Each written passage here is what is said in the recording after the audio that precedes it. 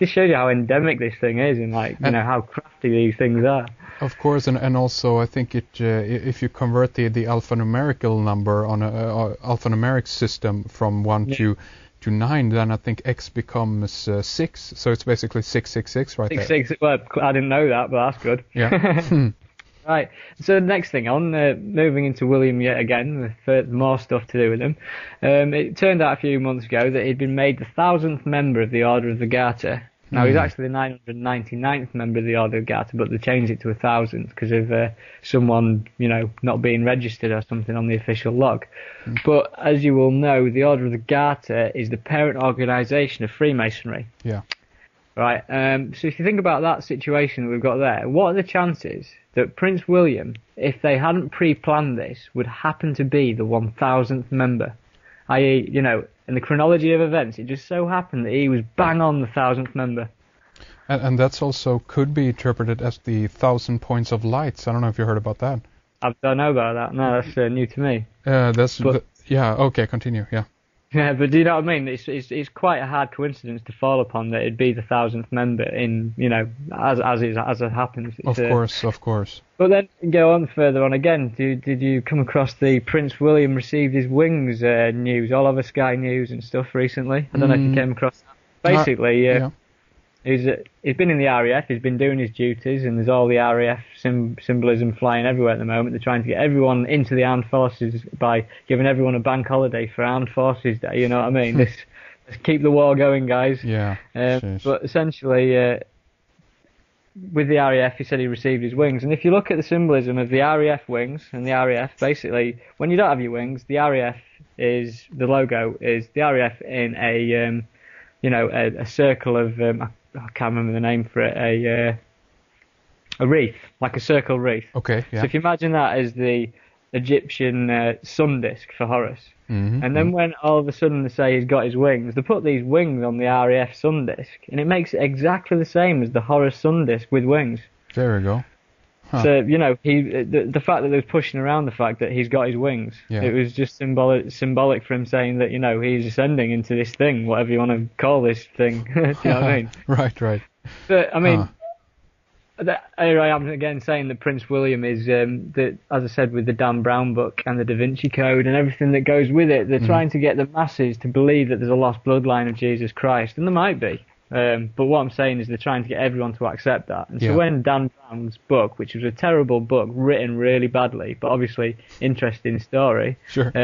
When everyone from, like your 60-year-old woman who like doesn't get out much to your Benidorm crew or whatever in Spain, when they were all like running around reading this book going on about it, they were all having the seed implanted in their head that there's a lost bloodline to Jesus Christ. Yeah.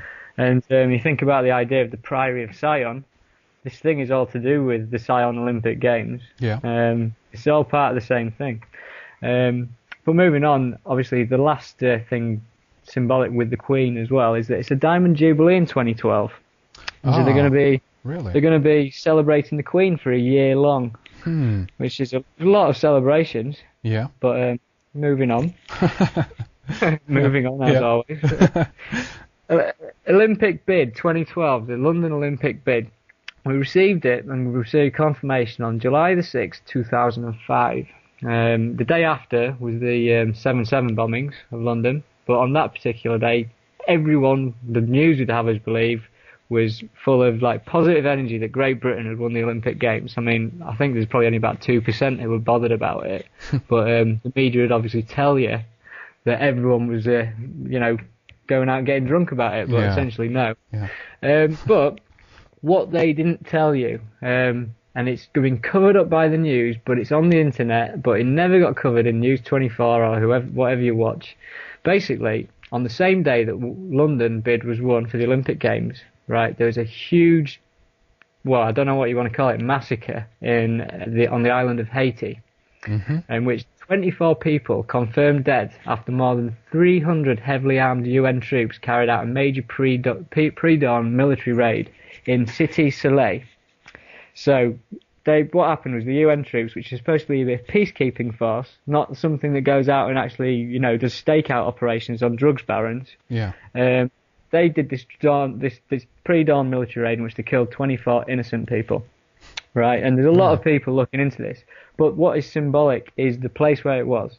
It was in Cité Soleil, which is Sun City, right? Yeah. Gets even weirder. It's one of the poorest communities in Haiti. It's one of the poorest communities in the Northern Hemisphere. It's got endemic AIDS, poverty, everything. People are starving in this place because of the way that it's, essentially it's been crippled by the power structure. Yeah. But basically, it's one of the poorest communities, as I've said, and it's in a place called Port-au-Prince. So it's Prince, Port, Sun City. Mm.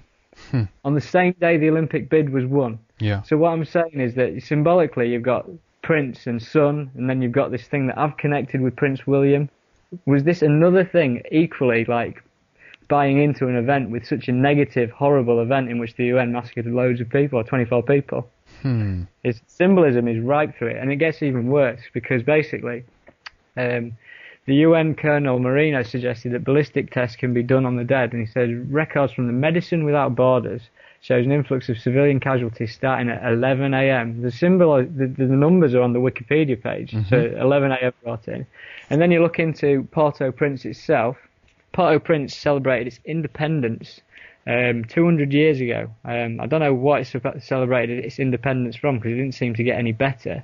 But the bicentennial monument that they erected in the independence of Port-au-Prince just so happens to be a pyramid without a capstone and an Olympic flame at the top. Oh, nice. Right. So I don't know what that's saying, but you've got Sun City with a prince and you've got a pyramid with an Olympic flame on the same day that the Olympics 2012 bid was won. My that God. doesn't happen. That doesn't happen. It just doesn't happen. Too much in there. So obviously getting into touchy areas and stuff here because it's pretty dark, really, when you think about it. I mean, moving into the Olympics 2008, I found this out recently. The 2008 logo, have you seen the Beijing 2008 with the little guy and his wobbly legs? I've seen that, yes, yeah. It doesn't look very much like an athlete, but, given it's the Olympics and stuff. But it just so happens that if you decide to compartmentalise this logo into 4 different sections, it spells the word Zion. Really now? What are the chances that 2 Olympic logos in succession both can easily spell the word Zion without any form of trickery?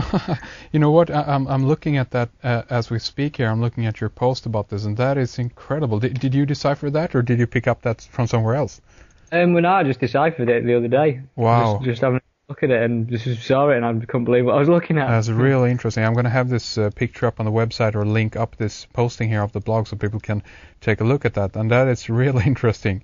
Wow. Obviously, you've got the slogan, One World, One Dream for the Beijing 2008 Olympics. Doesn't that sound like a New World Order slogan to you? Indeed. Yeah. And so anyhow, this goes on further because there's more symbolism to do with the Olympics 2008. Yeah. Basically, on the 11th of November 2007, so that's 11/11, they released 5 mascots, right, for the Beijing Olympics. And these are weird little mascots that all got pyramid-style hats on.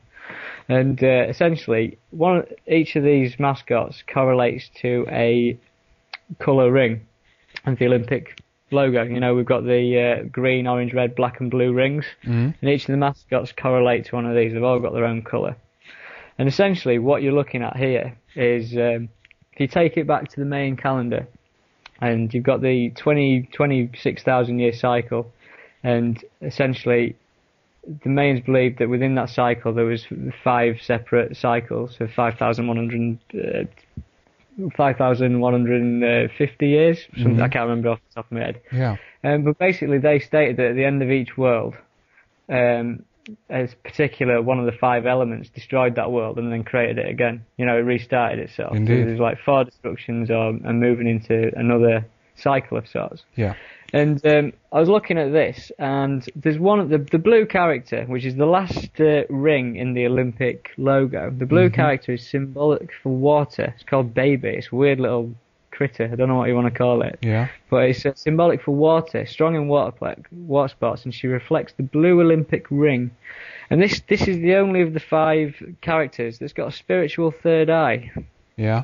So I'm thinking, why has this got a spiritual third eye? And then you think about this Diana's ring of water, and then you think about this spiritual third eye in the mascot, and you think of water, obviously is symbolic for Aquarius. There's this idea that we're moving into this blue ring of the Olympics, if you know what I mean. Yeah. I mean, to explain this better, those Olympic rings for me are the 5 cycles of time from the main calendar. Only one's connected to another, and it's almost like there's the transition stage where the two rings meet up. If you understand what I'm trying to say. Yeah, that's very interesting. Yeah. And so when, for instance, you've got a set of films like by J.R. Tolkien, the Lord of the Rings, what it really means is the Lord of the Cycles of Time. Yeah. Right. And so then when you think about the trilogy, you had the Fellowship of the Ring, which incidentally opens up with Gandalf's birthday on the 111th birthday, 111, which is obviously a pyramid number. You've got Fellowship of the Ring moving into the Two Towers. Sounds symbolic to World Trade Center, if you like. Yeah. Moving into Return of the King. Same thing. They're on about buying us into another messianic prophecy. So, do you know what I'm saying about this symbolically ring cycle thing? It's all basically insinuating that throughout the cycles of time, something has had control of everything. And what I'm trying to propose is that when, for instance, in Egypt, they pretty much know that the Grand Pyramid, the Great Pyramid, started fully formed as such, and then the Egyptian civilization went into decline from there and after. All the pyramids that followed it were in like disrepair. They don't stand the test of time, if you know what I mean. Yeah. And obviously, everyone believes that before that, there was obviously the Great Flood of sorts. Potential like the Great Flood, which essentially came after the destruction of Atlantis. So I don't know too much about Atlantis myself, except it's supposed to be a highly technological, civilization of sorts. Indeed. But if you think about these cycles of time, Atlantis was destroyed. The same power structure, whatever, managed to survive it anyhow because they had the technology to survive it, and then they restarted again straight with the pyramid back into the next cycle. Well, there you go, and I think that's an extremely interesting point because to some extent we can say that we are in kind of that technological advancement, as it were, right now, and we're also kind of approaching it. It's the speed up of the thing, and it's like, we're going to be like at the peak of our, civilization, as it were, whatever, we want to call it. And I think basically at the same time as everything is, the technological singularity, call it what you will, this kind of the high point of our achievement. At the same time that we actually reach that pinnacle, we could potentially also kind of fall again, so to speak. And this could be a moment, and this might where we'll be around 2012. I don't know. Yeah. Where I can take this now after this. I mean, I've covered the cycles. I could pretty much tell you what the religion of the New World Order is as well. Okay. If you want to know that, I'd love to. Share with us, please. Well, basically, if you're reading Revelations, chapter 11, verse 12. Now a great sign appeared in heaven: a woman clothed with the sun and the moon under her feet. Remember the moon because that's symbolised with Isis. And on her head a garland of 12 stars, like the 12 stars of the EU flag. But basically, in Revelations, it refers to the breaking of the 7 seals. Right.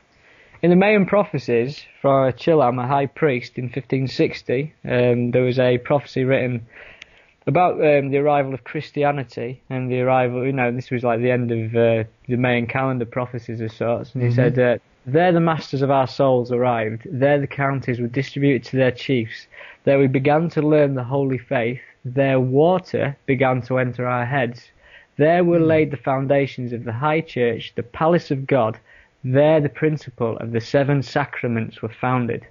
So 7 again, 7 seals in Revelation, 7 sacraments in the main prophecies. And I do Reiki, so I know what there's 7 of, and there's 7 chakras. 7 sacraments, 7 chakras, same word, same thing to me. Yeah. And as a confirmation of that, on my blog, there's some more deciphering of imagery. And if you have an issue of the UK passport from 1998, I think that's when my